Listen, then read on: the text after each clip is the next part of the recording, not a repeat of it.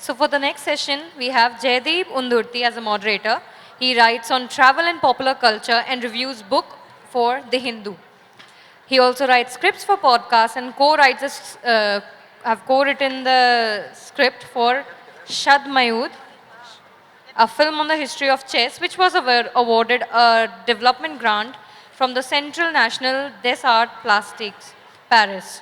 His Hyderabad, a graphic novel, led to Every City is a Story, a city-centric graphic storytelling initiative encompassing various cities in India. His graphic novel, DA, I really can't pronounce this thing. Okay, with artist Fabian's set in an underworld beneath the battlefields of World War I, grew out of a cross-cultural collaboration supported by the City Senate of Hamburg and Goethe's interim Hyderabad. Please welcome Mr. Jaideep Unudurti, and with him we have, I guess, wait. Right, so it's gives me great pleasure to introduce Professor Yascha Mounk. Yascha Mounk is a writer and political scientist known for his work on the rise of populism and the crisis of liberal democracy. He was born in Germany to Polish parents. Then he was educated in Cambridge and received his PhD from Harvard.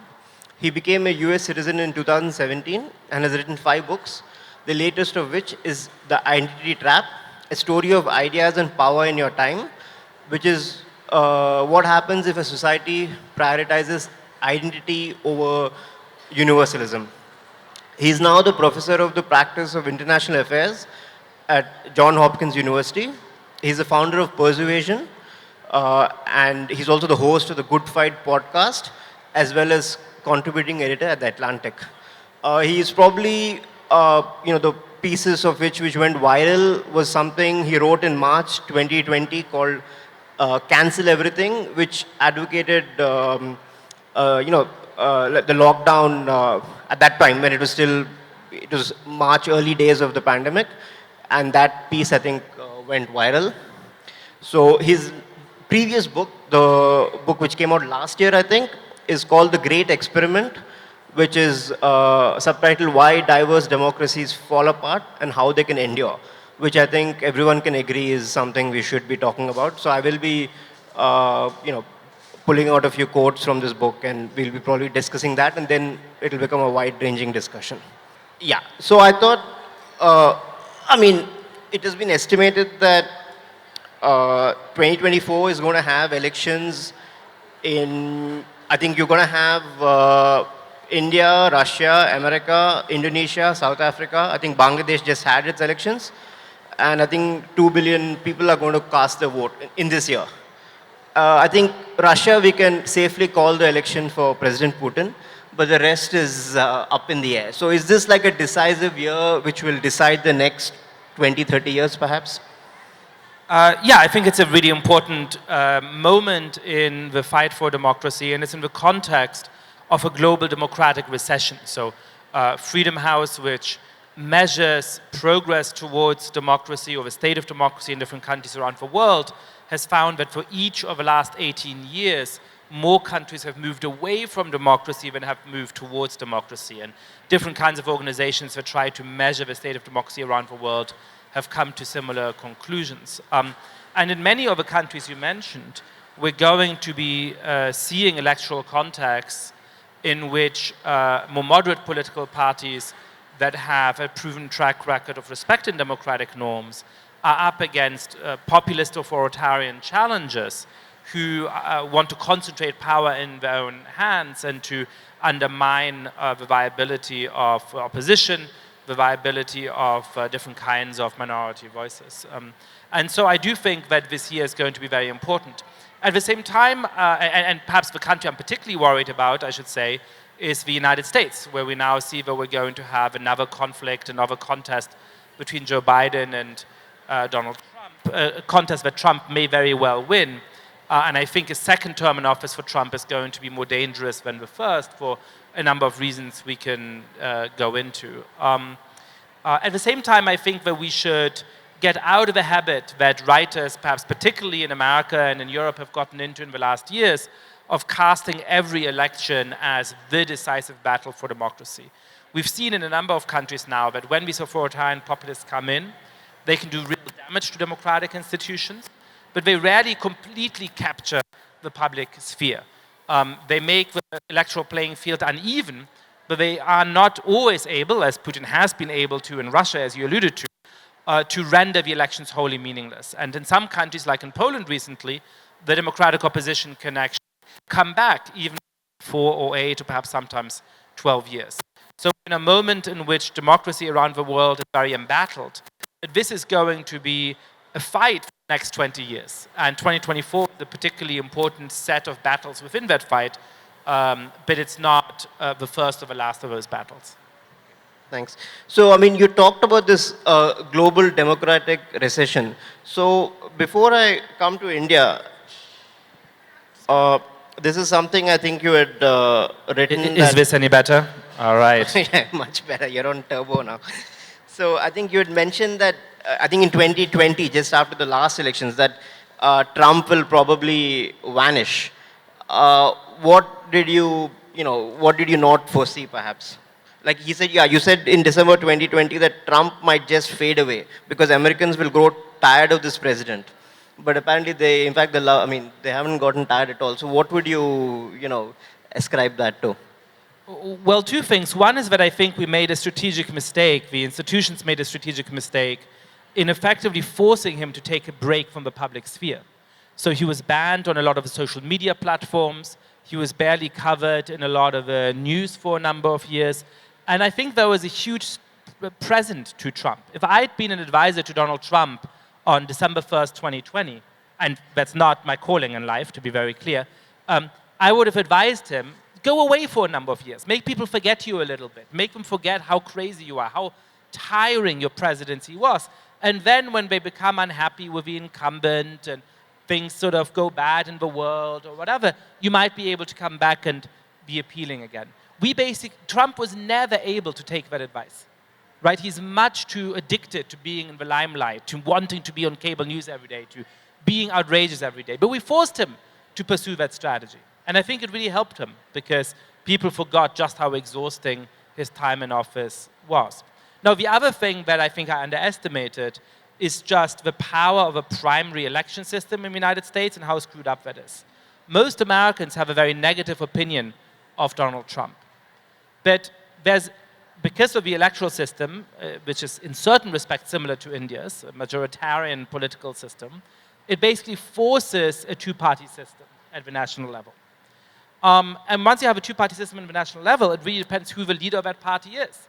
And the way that American political parties determine the leader of that party is through primary elections in which about 5% of the population participate. So it's enough for Trump to have 5% of Americans be super fans of his to be guaranteed to become the candidate of the Republican Party. And once he's the candidate of the Republican Party, he's guaranteed to have the support of about 40% of the population. And then the third thing I underestimated is how much Democrats screwed up, which is to say that Joe Biden became president in 2020, both internally within his party and then won against Trump, because he was the most moderate Democrat, because he didn't run after what was fashionable on Twitter, because he didn't think that he should be listening to the 22-year-old activists who were obsessed with various progressive causes that are quite unpopular in the country as a whole. But as president, both because he's somewhat old and because he wanted to have a broad coalition with all parts of his party, he's become more and more associated with some of those positions. So that Americans now, and I disagree with that judgment, but American voters now are more likely to say that the Democratic Party is too extreme than to say that the Republican Party is too extreme.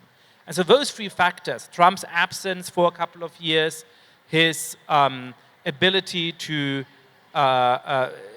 keep hold of that Republican base, even if it's small, and then the deep unpopularity of Joe Biden, the Democratic Party more broadly, is making it a very realistic prospect that Trump may as well, may again be president come next January. But, I mean, couldn't it be argued that this is exactly democracy in action? Trump was voted out, Biden came in, he did a poor job, and now they want him back. So what is isn't this exactly democracy doing what it's supposed to do? Of course, and part of democracy is that sometimes it's going to elect people who I happen to dislike, right? That's part of democracy, otherwise I'd be dictator. what I worry about with populists more broadly, and that is not just the case with Donald Trump in the United States, but it's the case for right-wing populists like Viktor Orban in Hungary or like Recep Erdogan in Turkey, and it's the case for left-wing populists, by the way, like the late Hugo Chavez in Venezuela and his successor, that they're elected by democratic means, but then once they're in office, they undermine the rights of the opposition, they torpedo the press, they punish people for free speech to such an extent that it becomes impossible to remove them from office by democratic means, right? So a democratic election is not an election for monarch for life. It's not like we go to vote once and then until somebody dies, we no longer have any rights. We vote for somebody once and that gives them legitimacy to rule for 4 or 5 years, but after that period, we need to be able to change our mind, to vote for somebody else. And in some places, that doesn't happen, because once these figures are in office, they make it impossible for the opposition to have a fair shot. They reduce the space for free speech. And Donald Trump started to do some of those things in the United States. It's difficult because America is a very big, geographically variegated and very rich country, so it's hard to capture the whole system. But we saw with his refusal to concede the 2020 election that he isn't committed to play by the democratic rules of the game. So look, I disagree with Trump's decision to build a wall on the southern border of the United States. That's a policy issue. He has a right to do that. I can be upset about it, but there's nothing democratically illegitimate with him doing that. Him refusing to accept the outcome of the 2020 election, inciting a mob of people to storm Congress, that's not democratic, that's an attack on democracy, even if he was duly elected president in 2016. Okay. Well, I mean, I think so, if I get you right, you're saying that once a party comes into power, then there's a sort of a state capture. They capture the institutions like the judiciary, the legal system. They have exert control over the media. Basically, there are no checks and balances, and then the voting just becomes which brings us to India. So first off, I think you have, maybe you could explain that you've given some descriptions of what a democracy is and so on. So is India right now, we are going into elections in a couple of months. Is India right now democracy? Is it a liberal democracy, illiberal? What kind of, is it a democracy? So look, this is my third time in India. It's a country I love and I have many friends here, but I'm not an expert on India. So I can't answer that question straightforwardly. I will tell you a couple of the things that political scientists would look at in trying to answer that question. So the first is that according to many international measures of democracy, India's institutions have deteriorated significantly over the course of the last years. So for example, according to Freedom House, India, as of 2 years ago, I think, went from being classified as a free country to being classified as a partly free country. And the reason for that is attacks on free speech, attacks on the press, and attacks on the standing of ethnic and religious minorities in the country. I certainly know from a number of friends and acquaintances that if you are in a position of authority or responsibility in India, even if it's not a political post, and you dare to criticize the prime minister, you can pay a very heavy price for that. And that is not what a democratic system should look like. At the same time, India has a longer history of democratic competitiveness than of perfect respect for either free speech or minority rights. The way that, clearly at the state level, there are competitive elections, some of which the opposition has won. And clearly at the federal level, mostly it looks like the vote count is going to be free and fair. Opposition parties perhaps don't have fair access to the media, have certain disadvantages they have to contend with, but they're going to be on the ballot and the votes are mostly going to be counted fairly. So you might want to distinguish between the liberal element and the democratic element, between the pluralistic element and the electoral competition element. I think there's good reasons to think that the incumbent government is going to have an unfair structural advantage because of its hold over the media, because of the way it has been punishing dissent in various ways. But it's also clear that there's a meaningful election in which the opposition can present itself, and if, despite these obstacles, it gains the most votes, it would come to govern. So I would say that, like many countries around the world today, India is an imperfect democracy. One concept that I've been developing with a friend of mine, not particularly in relation to India, but I think it counts, is the idea of a dirty democracy.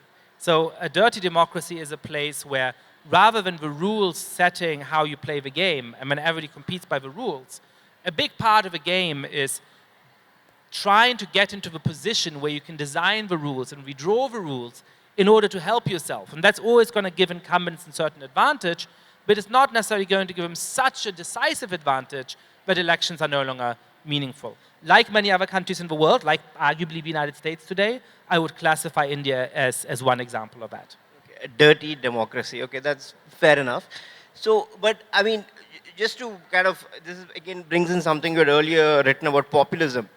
Could all of this just be argued that this is just like the liberal elite not liking, they like democracy only when the results favor this thing? It could be argued that the BJP actually represents what is the real will of the people, and what you saw post 1950s, the so-called Nehruvian consensus, you know, when Nehru, very deeply contested figure now, but at that point he was seen as a sort of bringing a new liberal order, but actually that order was a very tiny Anglophile, what they call the Khan market gang here, which was just this liberal, you know, elite imposing its will. And what we see now is actually the actual will of the people, whether you like it or not, whether it's dirty or not, but that is actually what it should have been anyway. It's amazing that every country has some equivalent of that expression. So I've been to Khan Market, it's lovely, I get why people beat up on it.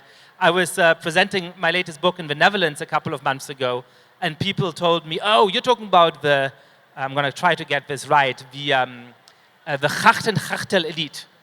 Dutch has a lot of sounds, so the Grachtengachtel elite. I said, what is the Grachtengachtel elite? I said, it's the set of people who live in the belt of canals in the center of Amsterdam. And sort of what the Khan market set is in Indian political discourse, the Grachtengachtel elite is in Dutch political discourse, right? Look, I have come to take that critique seriously. You know, in the United States, which is not where I grew up in Europe and went to college in England, and then came to the United States to do my PhD and stayed on afterwards.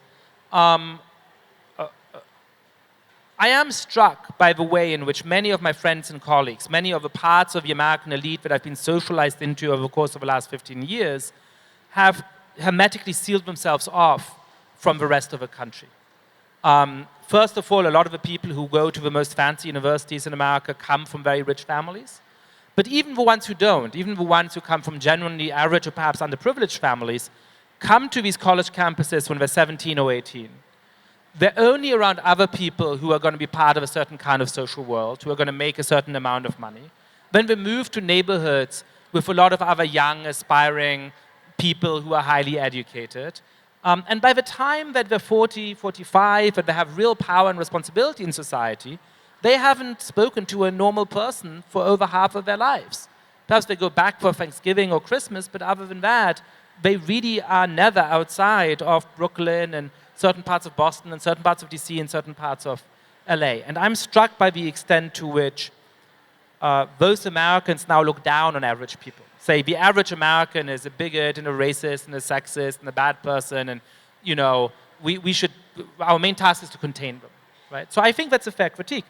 Now, I have to say, in this country, you know, a lot of the people I know are the people who are part of you know, the old Congress Party elite, right? Many of my friends, I studied in Cambridge as an undergraduate, came there on scholarships, and they, you know, had their orientation more towards Britain than the United States, perhaps, often had those ties to the old Congress Party. They were lovely people with, I think, in many ways admirable ideals, but they certainly were very divorced from the average member of a society, and perhaps sometimes had beliefs and views that were similarly snobbish, that were similarly looking down on them. And of course, Congress, over the course of 60 or 70 years, has had a mixed record. Some real achievements, but also some real failings. A lot of corruption, a lot of relative underdevelopment when you compare India's potential to its current state, and when you look at other countries in East Asia, for example, right? So I absolutely understand why there's a skepticism towards that elite. And this is where, like in the United States, you have a problem with the electoral system, because it's hard to have many new entrants to the political seen to have a lot of fresh alternatives, perhaps to either the ruling party or to the Congress party. Now, I don't think, personally, that undermining the democratic institutions of a country or trying to turn the country into a religious majoritarian state in which members of one religious group have privileges over members of other religious groups is going to be part of the solution here. And so when it comes to the BJP, one concern I have is that I do see it as analogous to other populist movements in other parts of the world in terms of majoritarianism. And the other problem I have is just for what the future of pluralism in this country looks like. Of course, India is a society that is deeply shaped by its Hindu majority. And that is wonderful. That's one of the things that makes this country so appealing to outsiders, that gives it its history and its culture. But it is also a society with a huge amount of religious and ethnic diversity. And unless it manages to find an equal place for all of those groups, you're going to have more and more strife and conflict in a way that is ultimately harmful to everybody in the society. And so I'm just always very concerned about any trends that I worry might exacerbate those tensions. Yeah, so I mean, this actually brings up something else you talked about, what you call, I think, fragmentation and so on. So could you argue that this is actually a byproduct or a failure of democracy itself, or rather, the first past the post system we have, where it makes sense to, otherwise nothing will get done. If you just break it up, everything by caste or by groups or whatever, you'll have a huge, very unwieldy mass of coalitions and so on, which is what India had in the 90s. So it's because of this sort of this electoral system that you're forced to find this, one cool trick, which is polarization, extreme polarization, and then you create this super majority, which didn't actually exist before. This is like a super majority created purely for electoral purposes. So how do you reconcile, ballots and democracy with the fact that this is actually what you'll end up? If you have a majority in a country of a religion, it makes sense to polarize that you eventually create that majority. Yeah, I mean, that's the downside of democracy. And I do think that democracy, in a sense, makes it harder to sustain deeply diverse societies, right? So one of the striking things is that when you look at many of the societies that have sustained genuine diversity relatively well, they were often multinational kingdoms or empires. So whether that's Iraq in the 11th century, or whether that's the Austro-Hungarian Empire in the 19th century. And there's a kind of clear logic for that, right? Because if there is a monarch to whom we all submit, then it doesn't matter that, say, your group is bigger than mine, or your group has more kids than mine, or there's more immigrants coming to the society who are ethnically related to you rather than me, because as long as I trust the monarch, the numbers in the society are less important. A democracy is always also a search for a majority. And so if I feel like I used to be in the majority, but now suddenly you have more kids than I do, and so perhaps tomorrow you'll be in the majority, well, you might be able to rewrite the rules, and that's going to be difficult and scary, right? So there is a danger inherent in democracy to exacerbate those kinds of tensions. Now, I think there's also an answer, and that answer is liberalism. And what I mean by liberalism is not a set of economic policies. I know the word means different things in different parts of the world, but a set of principles that make it less important who is in power and whether you are on the good side of a person in power. A set of principles which says that your ability to worship your deity in the way that you see right is not dependent on having the support of a majority, but everybody is able on the same terms to build their houses of worship, to frequent in safety their houses of worship. But nobody is forced to live by the rules of a majority. But one of the core values of our society is self-governance, right? The collective self-determination, that we together make our laws and our rules. But there's certain things that the majority can't impose on any of us. The majority is not allowed to impose on you restrictions on who you want to marry, what you're allowed to say, how you're allowed to worship. That should be irrespective of what the majority thinks. And that too can protect us against this tendency towards zero-sum competition. Because the most dangerous thing for any society, and particularly for deeply diverse societies, is when things get so dangerous and trust between groups gets so low that everybody says, I got to stick with my group and win, because otherwise those guys are going to win, and then it's going to become bad for me.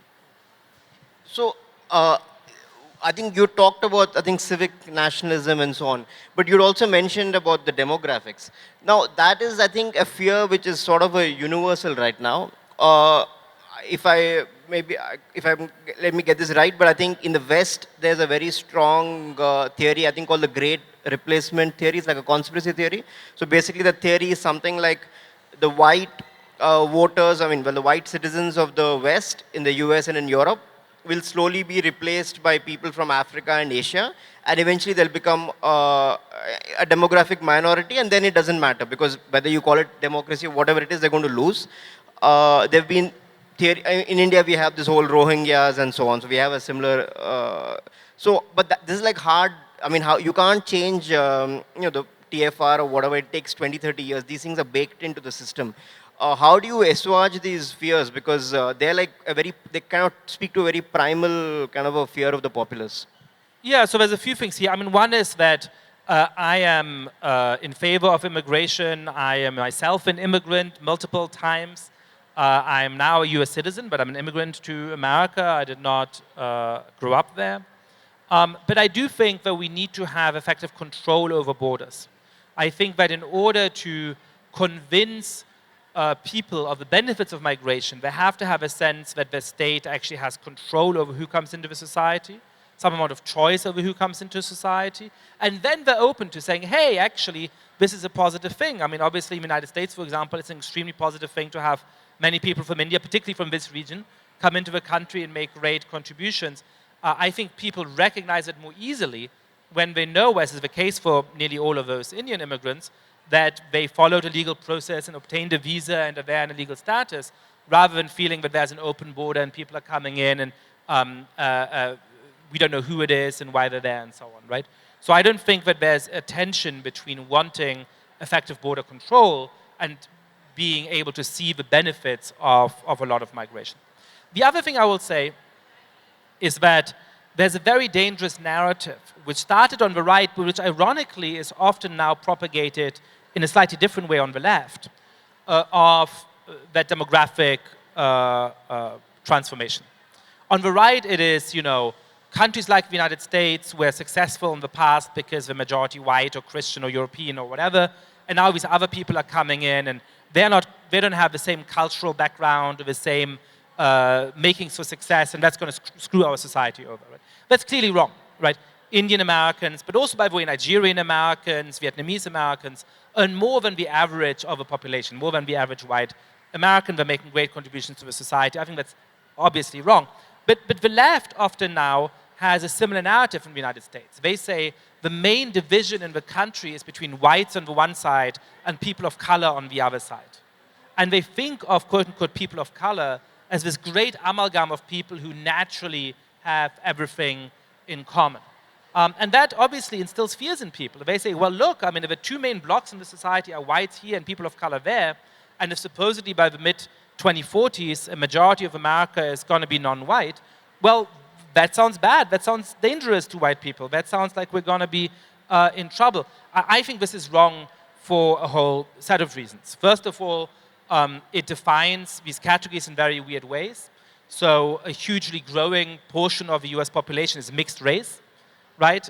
They all count as non-white in the statistic, but they're going to have white relatives and ancestors, and they're going to have their feet in both of those groups. I think it's silly to think there's this monolithic two sets of blocks.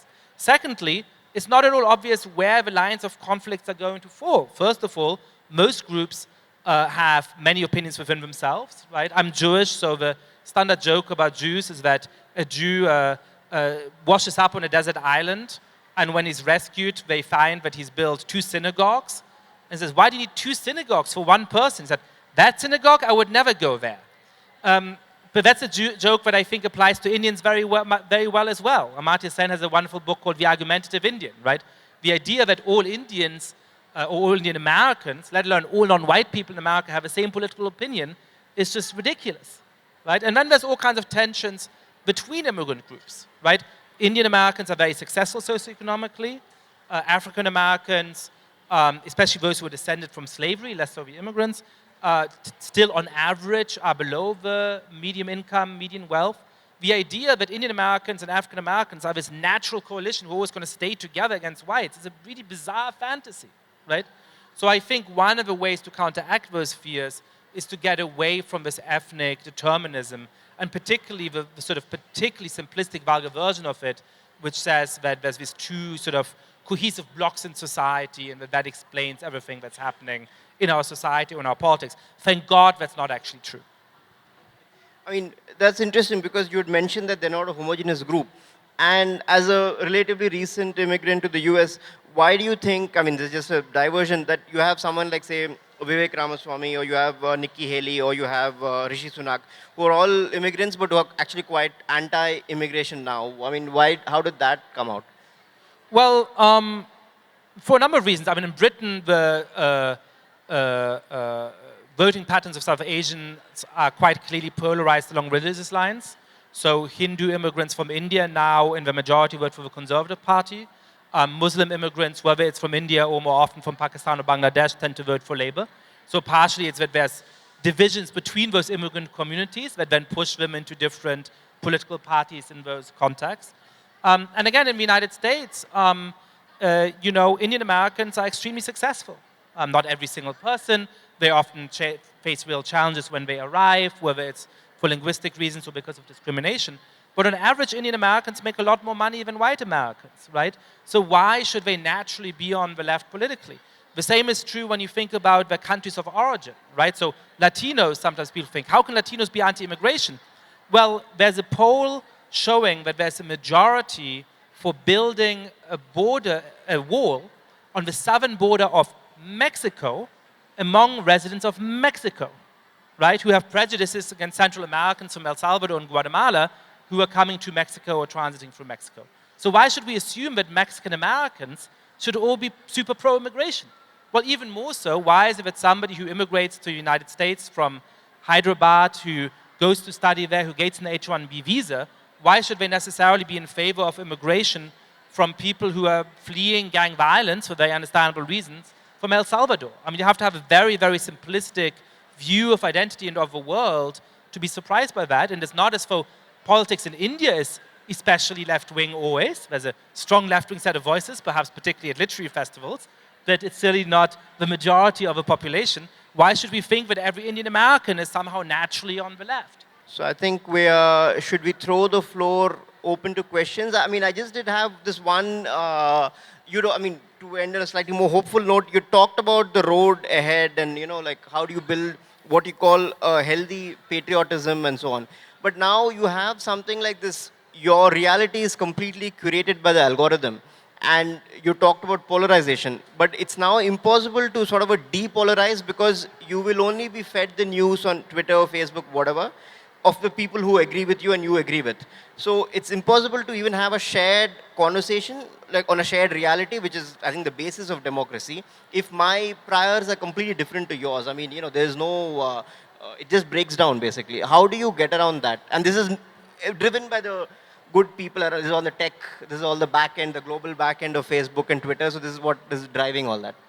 Well, I do think that this is a great disappointment about human nature that we've discovered in the last 20 or 30 years. So you go back to the 1990s and you look at all the writings about the internet, and people had a very natural set of assumptions, which is it used to be incredibly difficult and costly to be in communication with people who are different from you, and especially who are far away in the world.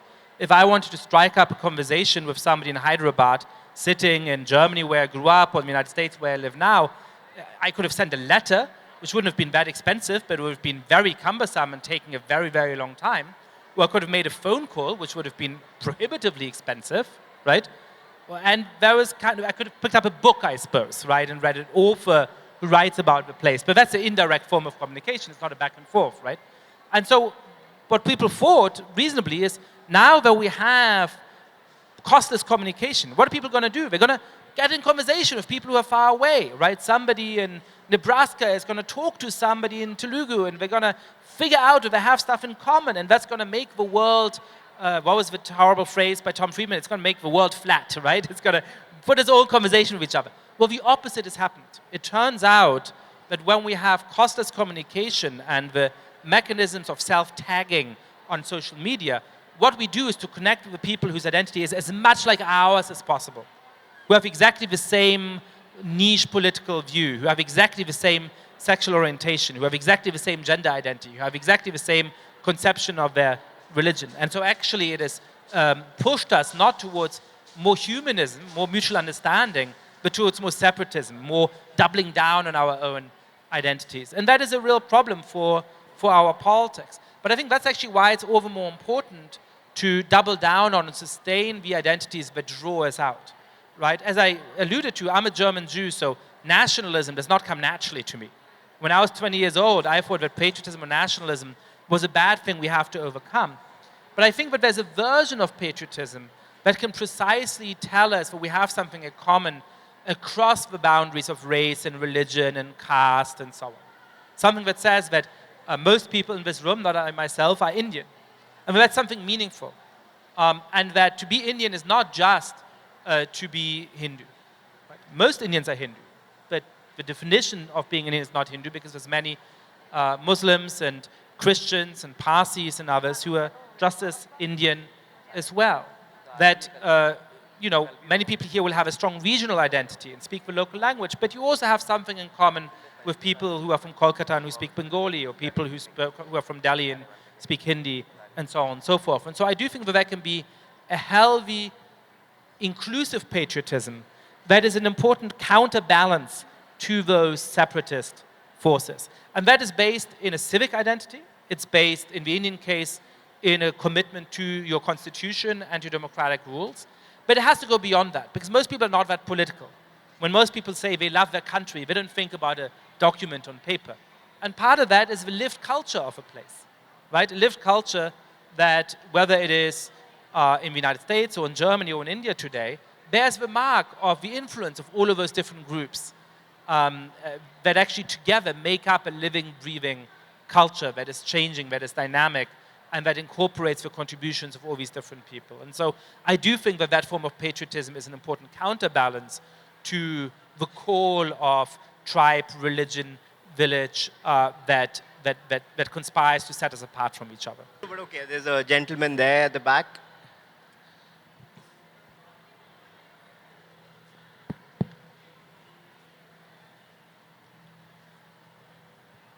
Hi, thanks. They say history repeats itself. Can you place the current moment in a historical context of, for example, post-World War II, the Bretton Woods conference and a unipolar world versus the deglobalization currently and more of regional blocks forming? Is this kind of linked with that, possibly? And add-on question is, do you see any trend where, for example, in the Iowa caucus, I believe one of the Brexit protagonists was present. I don't know why. But there seems to be a lot of hobnobbing of the authoritarian leadership. Is this some kind of a new coalition that might emerge from all this? Thanks. So just as a heads up, the acoustic is a little challenging, so I think I got most of those questions, but if I don't respond exactly on point, I beg forgiveness.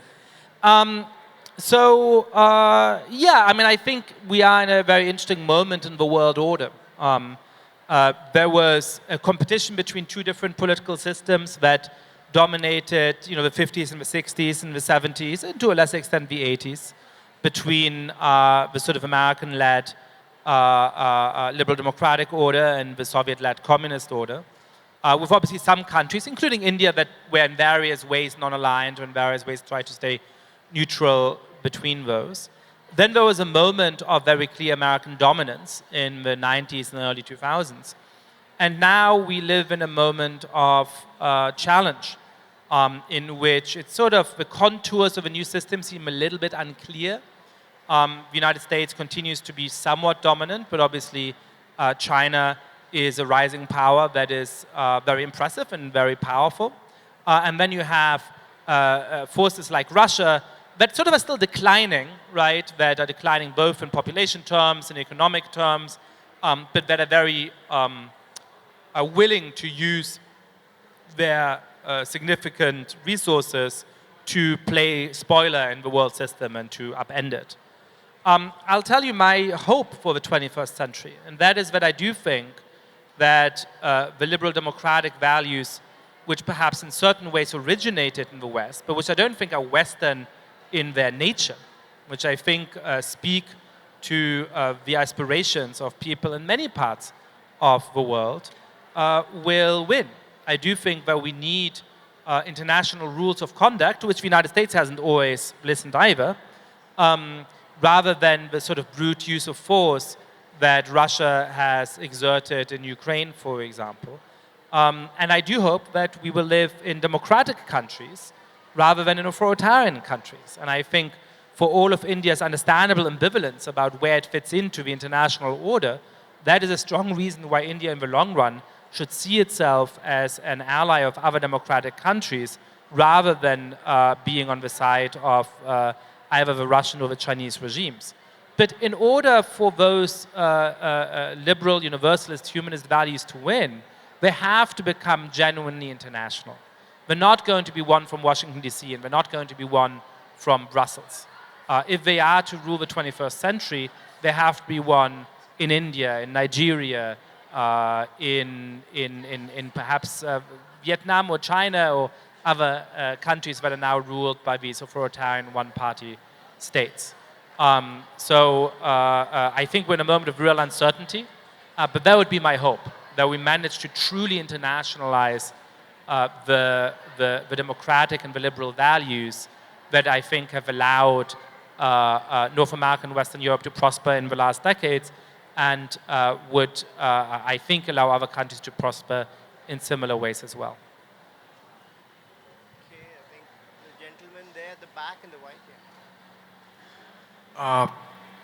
You spoke about how this 2024 election is going to be a defining moment for the next 20, 30 years, right?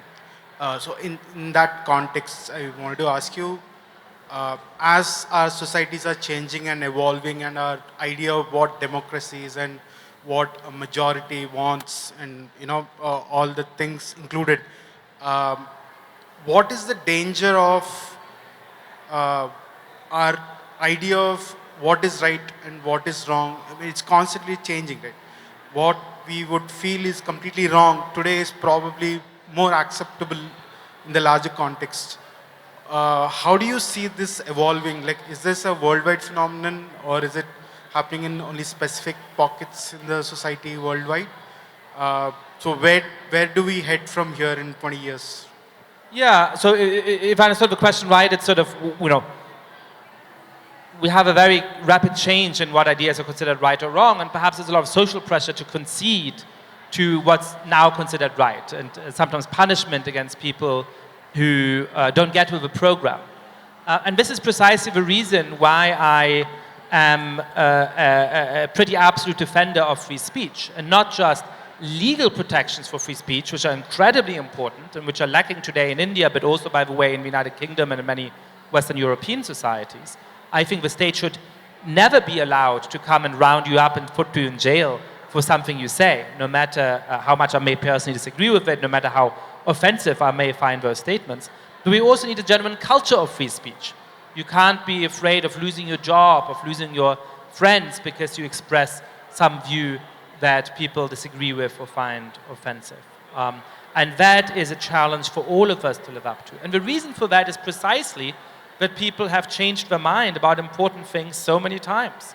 Frederick Douglass, the great African-American organizer who formerly was enslaved and then was a key voice in the fight against slavery in the United States in the 19th century, was fully recognizant of the fact that many newspapers in America at the time wrote terrible things about black people, terrible things. But he defended free speech as the dread of tyrants, because he also knew that it is what allowed minority populations to fight for their rights, to fight for a more just society. And John Stuart Mill, who talked a lot about the importance of free speech, though he did not recognize it in the case of the need for it and the need for self-governance in the case of India, was talking about society being as big a danger to free speech as the state, because it's often the tyranny of neighbors and uncles and aunties and your boss that actually makes you unable to speak up for your truth. And so I just think we need to recognize that within my own lifetime, things that I now consider obviously true were considered offensive. In the United States, in the 1990s, Ellen DeGeneres lost her talk show for publicly acknowledging that she had a girlfriend. Today the pressure is often in the other side when it comes to issues like questions around trans rights, for example. We need to have genuine public debate. And in order to have genuine public debate, we need to welcome views to the public sphere, including ones that are critical of the government, including ones that are critical of religious majorities, but also including ones that minority groups might find upsetting. Just before that, I'll just cut in one. I'm just curious. I'm asking this on behalf of, I think, pretty much everyone in this audience has NRI relatives, or they could be NRIs themselves. So I don't know how many of you have been following the situation on the Texas border with Mexico in the US right now. There's a kind of a standoff. Short question, I mean, what they call the national divorce or civil war or whatever, is that even conceivable in the next 10, 20 years? Could the US split apart completely? No. For a number of simple reasons. I mean, the first is that America is split in a much more complicated way than is sometimes apparent from the outside. So if you look at electoral results, Texas is red and New York is blue. So Texas votes for Republicans, New York votes for Democrats. But the state of New York has huge areas that are Republican leaning. They're more sparsely populated, so they don't decide the election in New York. But you have huge areas of New York State that are solidly Republican, right? I actually flew into Hyderabad from Austin, Texas. I was in Austin for a couple of days before here. Austin is an incredibly progressive, liberal, democratic-leaning city right in the middle of Texas. And by the way, Houston and Dallas, the biggest cities in Texas, are now democratic-leaning as well. And so the problem with a civil war or separatism is that might work if you have relatively consolidated lines, right? If you have Czechoslovakia and there's a Czech Republic and the Slovak Republic, they can split and there might be bloody fights over this village or that village, but broadly speaking, everybody knows who goes where. In America, there's just no way of drawing that distinction. And then the second thing is that you have civil wars in countries where either the state is very, very weak, or there's a genuine contestation over who is control of institutions. So that, let's say, the Democrats end up in control of one unit of the army, and the Republicans end up in control of another unit of the army. America has a lot of state capacity. It's the most powerful state in the world in terms of state capacity. And we do have a long-standing constitution with very clear lines of control and authority. So there can always be a constitutional crisis. There could be some bizarre scenario where the Supreme Court comes to one conclusion about who is the president and the army comes to another conclusion. I don't want to rule it out. There would take a huge accident of history like that for this to happen. And thirdly, Americans are pretty patriotic. I mean, for all of their mutual hatred, for all of the polarization in the country, there's forces in Texas that want to succeed, but they're very marginal to Texan politics. Until they become governor and get a majority of seats in the House and the Senate of Texas, they're not going to play a real role, and I don't think they have a single elected official in the state. So I don't see the makings of that. Now, what could happen, and what happened to some extent in 2020, is real civic violence, as you sometimes experience in India as well. So you could absolutely have violent protests, clashes in the streets, very, very ugly scenes with people losing their lives. And that's something to be very concerned about, and that is a realistic prospect for this year. But that's not the same as a genuine civil war. That's reassuring for all the NRIs who have a lot of people, they buy apartments here just in case, if it ever goes down. So yeah, sorry, that gentleman. Yeah, so I was actually glad that you came to Hyderabad because I've been a big admirer of your books. I recommended The People versus Democracy to quite a few people and friends. And I think all of you should read that book. It's a fascinating book on the decline of liberal democracies in the West especially. But the question over the last 6 to 9 months, which has arisen, which you as a German, American and a Jew would realize where this question is going, is not about liberalism as much, but about the breakdown of the international rules order.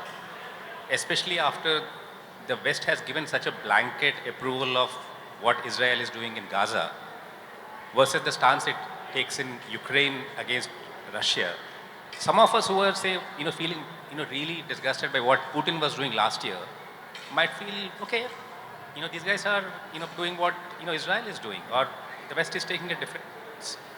So, our stance on liberalism, what it means, is actually being questioned over the last 6 to 9 months, but what's happening in Palestine, in Gaza.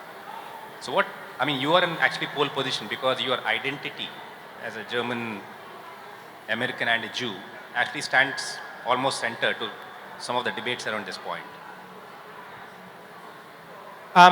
Certainly one of the things that has undermined the sort of international order that the United States tried to found in the 90s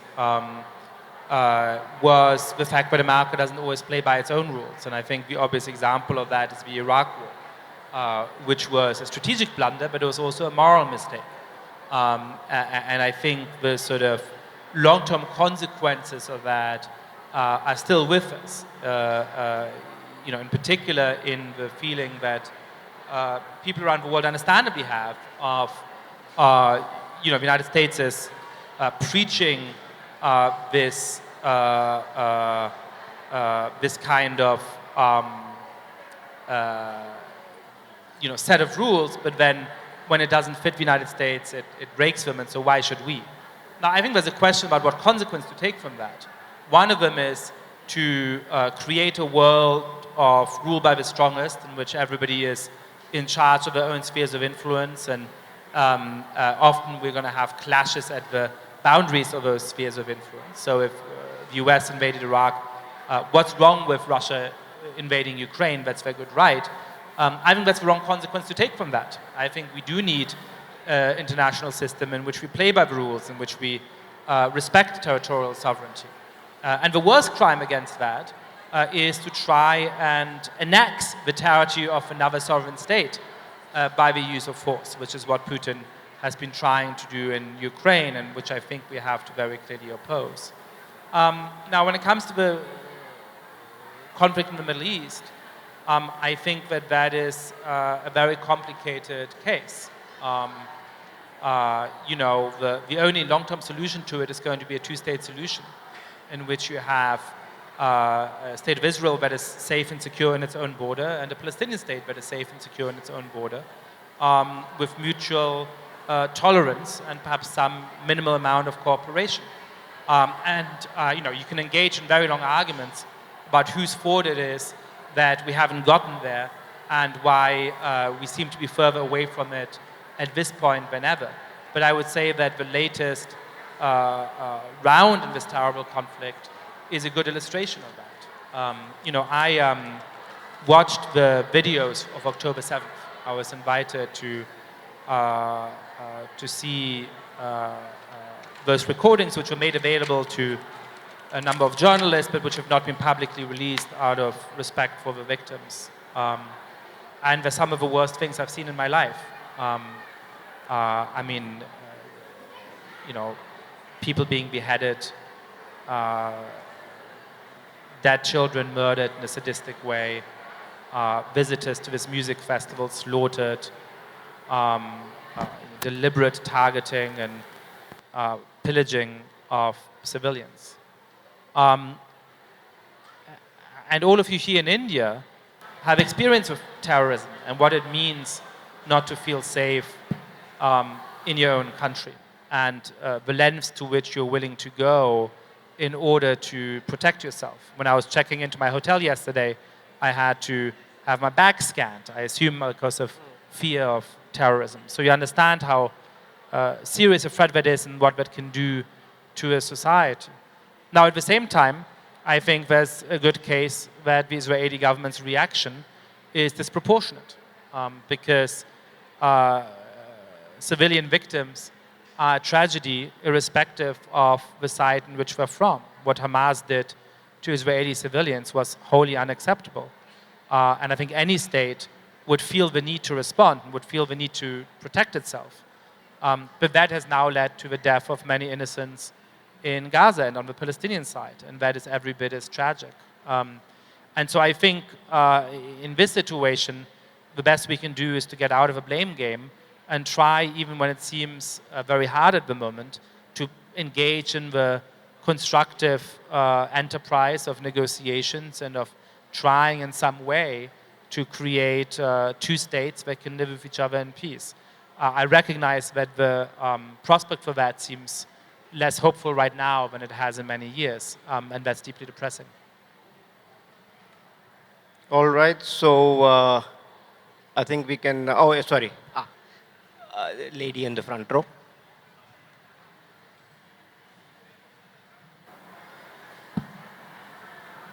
Just a remark. Compared to the West, it seems that where external affairs are concerned, that is,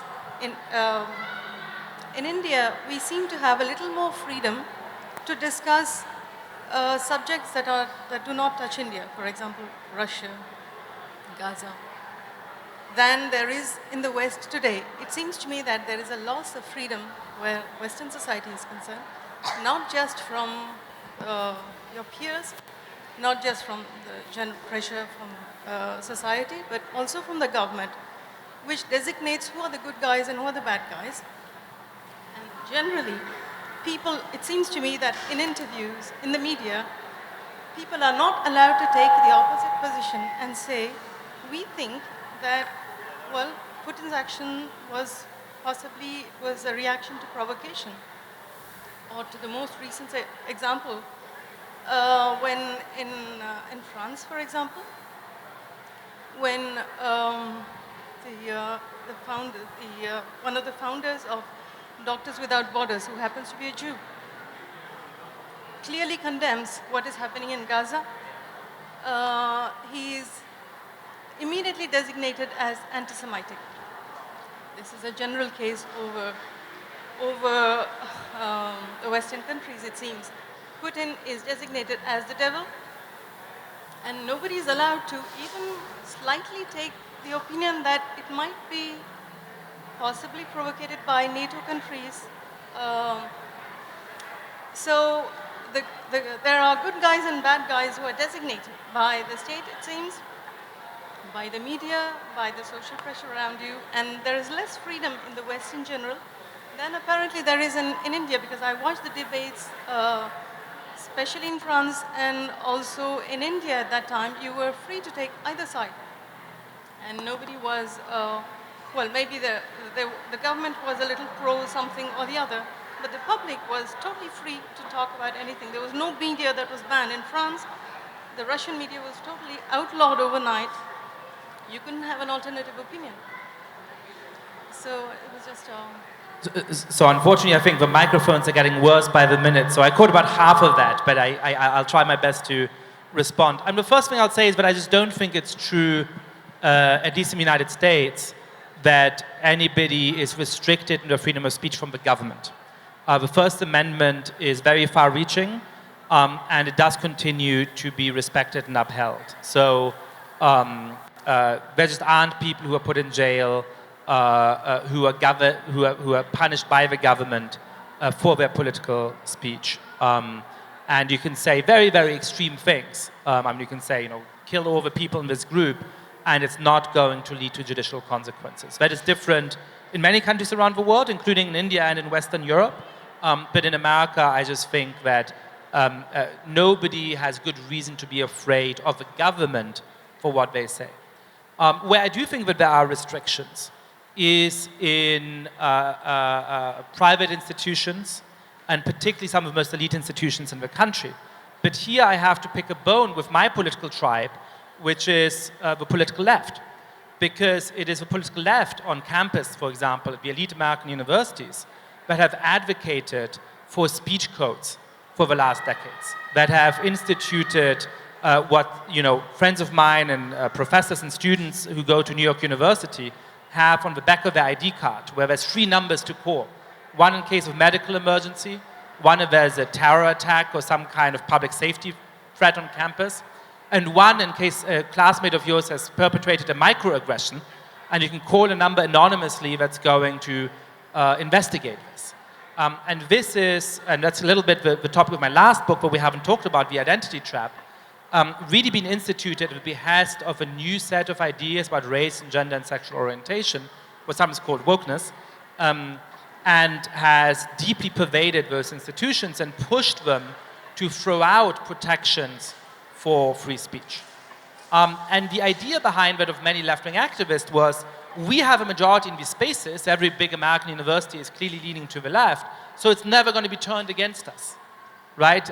We are always going to have the people who decide what is offensive, and so let's shut up the people who are offensive because it's never going to punish us. It punished conservatives or moderates or people who criticize those kinds of ideas. Now, in the last month, suddenly, it turned out that there isn't always consensus on campus, right? And I think there has been some genuinely anti-Semitic speech. There's people who celebrated the mass terror attack on October 7th that killed over 1,000 civilians and innocents, and you can shake your head, but I tell you that I watched the videos and I saw that violence. But then there's also been suppression of critical speech that wasn't anti-Semitic. But that was in the context of a culture where that victimhood culture and where that appeal to this is a microaggression, this is offensive, so it has to be shut up, had been made the standard operating procedure of those institutions for the last 10 or 15 years. And so I think the right solution to that is not for new groups to say, I too am the victim, I too need these special protections, let's even expand further the universe of things that count as microaggressions. But rather, those institutions, in particular American universities, have to go back to a genuine defense of free speech, which means that as a student, as a faculty member, you can say things that your colleagues may find offensive, that your classmates may find offensive, and you know you're not going to be punished for it. Nobody has an obligation to invite you for dinner. Nobody has an obligation to sit next to you in the cafeteria. If they don't like what you say, they don't have to be your friend. But no more anonymous hotlines you can call when somebody has perpetrated a microaggression and the university is going to investigate, because that is precisely the environment in which everything is going to end up being the zero-sum game, where each group is jostling for victim status and for saying, that is unacceptable, that person has to be shut up. But sadly, many of the people making that case over the last months don't have a leg to stand on because they've been defending that censorship regime for the last 15 years. All right, so I think we've run out of time. That is a very, and matters are just getting heated, so I'm sure we can continue the discussion, outside. Thank you so much for all coming here, and and thank you, Professor Mounk, for a very, this is, as I said, this is really the issues of the day or the decade rather. So let's keep the conversation going. Thank you so much. Thank you very much.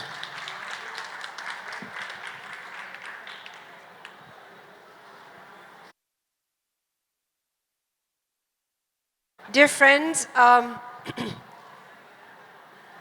these are the platforms where we must talk, ask questions, and ask for answers and continue the dialogue. Thank you, Yascha Mounk. Thank you, Jaideep, for a very, very interesting lead towards various complex topics, which, of course, Yascha is himself delving in. So thanks for that. I thank all of you to be here. We had not factored in some 10, 15, 20,000 people a day. So it is a little loud, and thank you for bearing with us. We seem to be growing every time that we host a festival. And I think we should do what the Hyderabad airport did to plan for the next 20 years. I do invite you all to the interlude that's going to happen at the amphitheater. Soz Khwani from Lucknow is going to perform now at 5:30. And at 7 p.m. in the same space, we have a Vyuti dance company performing their contemporary dance. They have come from Bangalore. Please continue to stay here, enjoy, and see you again.